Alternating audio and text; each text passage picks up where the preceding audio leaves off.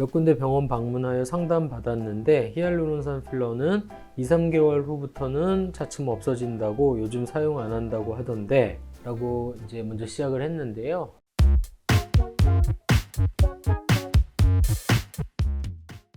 네, 안녕하세요. JJ비뇨기과 강태진 원장입니다. 오늘은 저희 유튜브 댓글에 있는 상담 글을 저희가 한번 소개해 드리고요. 거기에 대해서 좀 자세히 설명을 좀 드리려고 합니다. 음경확대, 특히 이제 필러 음경확대를 고민하시는 분인 것 같은데 이렇게 댓글을 다셨습니다. 몇 군데 병원 방문하여 상담 받았는데 히알루론산 필러는 2-3개월 후부터는 차츰 없어진다고 요즘 사용 안 한다고 하던데 라고 이제 먼저 시작을 했는데요. 일단은 여기서 이제 두 가지가 틀렸습니다. 히알루론산 필러는 2-3개월부터 차츰 없어지는 게 아니고요.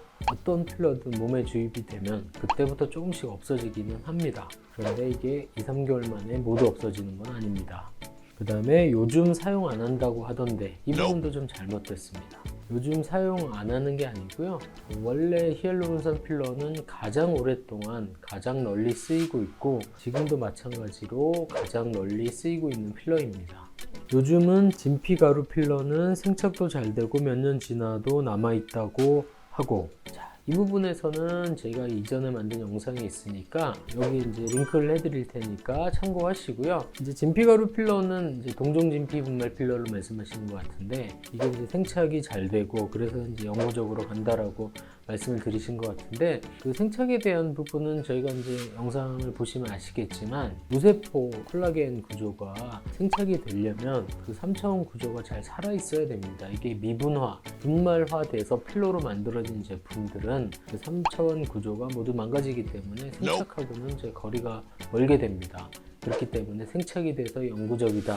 이거는 이제 맞지 않는 이야기입니다. 저희가 링크해드린 영상 다시 한번 참고를 해주시고요. 필러에 대한 정확한 팩트는 없나 봐요.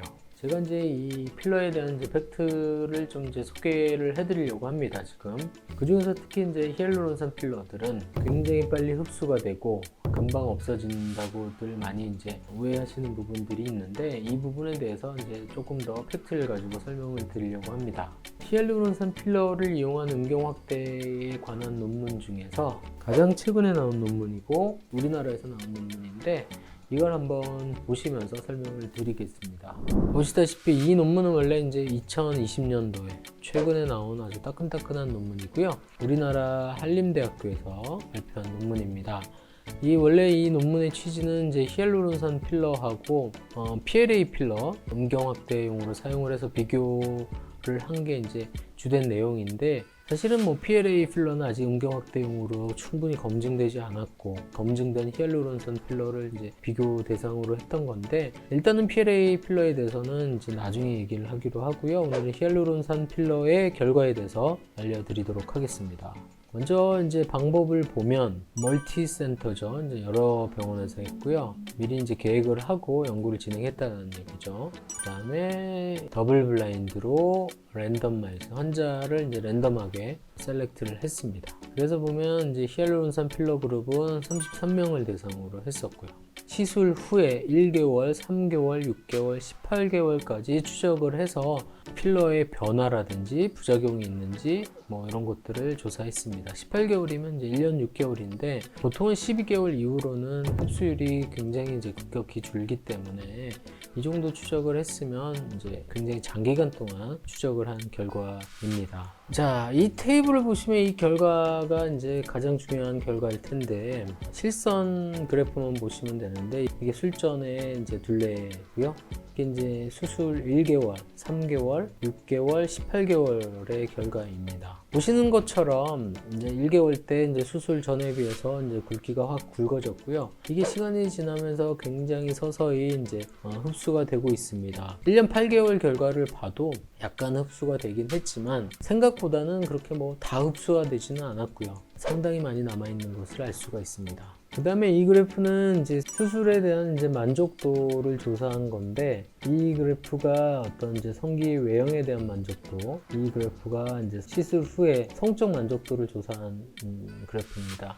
보시는 것처럼 시간이 지나면서 조금씩 되게 이제 한 3개월 때 만족도가 가장 높았고요. 시간이 지나면서 서서히 줄어들긴 하지만 그래도 이제 높게 유지가 되고 있고, 성적 만족도는 잘 유지가 되고 있습니다. 그 다음에 이거는 시술 후의 부작용에 관한 조사인데요.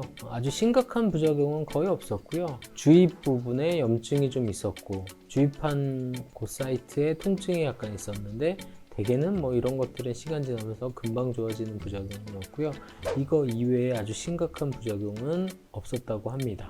자, 지금까지 필러 음경 확대를 고려하시는 분들이 가장 많이 고민하시는 거, 어떤 필러를 선택하느냐에 대해서 이제 알려드렸는데요. 요약해서 말씀을 드리면, 일단 동종진피 분말 필러는 생착이 되는 재료는 아니다. 어떤 필러든 주입되면서 이제 서서히 흡수가 되지만 히알루론산 필러가 그렇게 빨리 흡수되는 필러는 아니다. 히알루론산 필러는 장기간 봤을 때 아주 심각한 부작용은 없고 경미한 부작용은 있을 수가 있지만 해결 가능한 부작용이었다. 이 정도로 요약할 수가 있겠는데요.